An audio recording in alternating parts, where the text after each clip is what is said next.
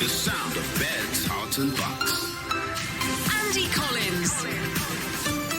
BBC Three Counties Radio.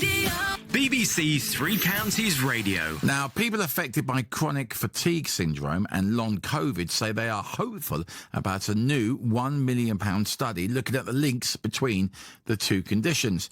Now, the Rosetta Stone project is funded by the Buckingham-based ME Association.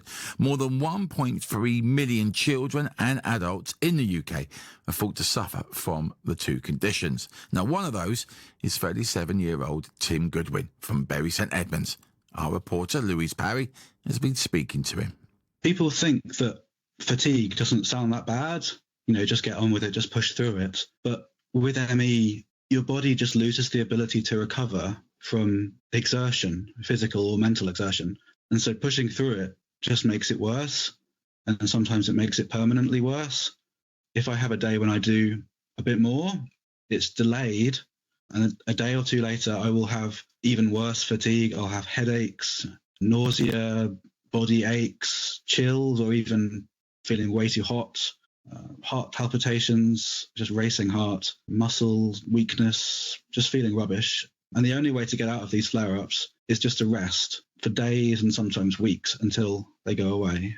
So because you knew some people who had ME, perhaps you were a little bit wise to this. Do you feel like you've been able to try and manage the condition quite well? Well, when I first realised what it might be, I thought I was being sensible. I tried to take it really easy. I cut down all that strenuous exercise I was doing, and I just thought that was going to be enough and carried on trying to do my job. I still didn't realise at that point how much damage I was still doing, and things just kept getting worse. I was having more and more days when I just couldn't function mentally, and it just wasn't sustainable. Eventually, I just had to go on long-term sick leave in August 2024. In terms of how life is physically, I can't really get out of the house. I mostly just have to rest in bed. I can't shower. I can manage a bath about once a week, and my wife washes my hair. I can't stand up for long or walk very far at all, more than a few steps, without triggering these flare-ups. If I need to go to a medical appointment, my wife pushes me in the wheelchair. Yeah, my wife and son managed to go out on all sorts of adventures, which is great. And they send me photos of what they've been up to, but I wish I could just go with them, really. At the moment, the closest thing there really is to a treatment is just rest and carefully staying within the energy limits that you have, because we still don't know what's actually causing this illness, and we definitely need to have a lot more research to figure out what's actually going on in the body and how to treat it. So in terms of this new project that is being funded by the ME Association, what are you hoping for from that research?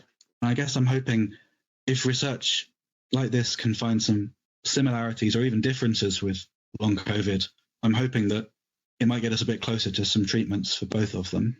Dr. Charles Shepherd is the Honorary Medical Advisor at the ME Association and is on the line now. Good morning to you, sir. Good morning, Andy. What exactly does this research mean for people with ME and long COVID then?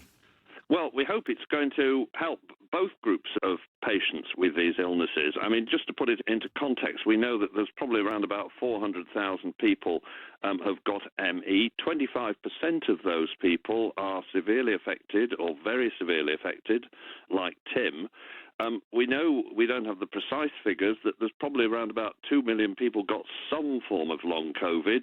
Long COVID's an umbrella term for a whole range of different problems from people who just catch COVID and then don't recover, and they're still symptomatic at around about 3 months.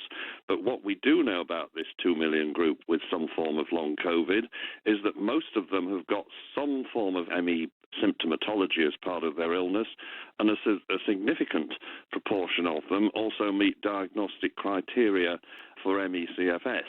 So it makes sense, and this hasn't been done before. This is the largest and most comprehensive study. It's costing over £1 million.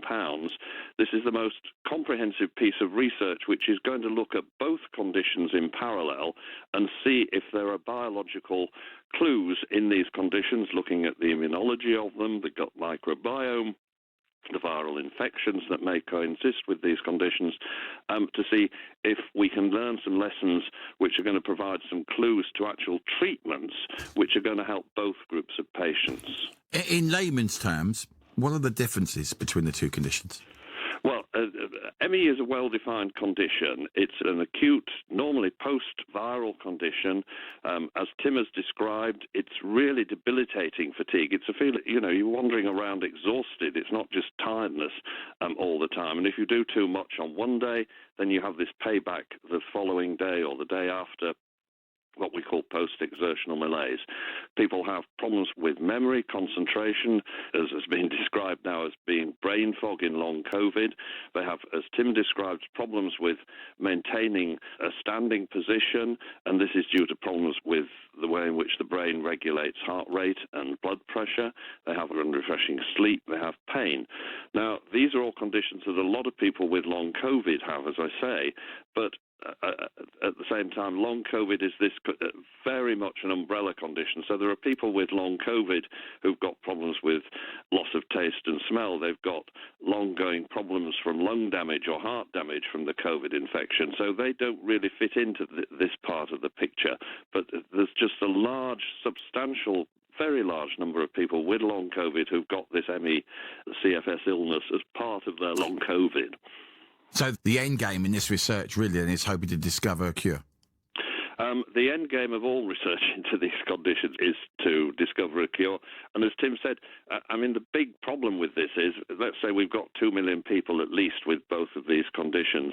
There's no treatment at the moment for either of these conditions. Huge numbers of these people with these conditions are off work. They're, in Tim's position. We've got to do something to help these people. Absolutely.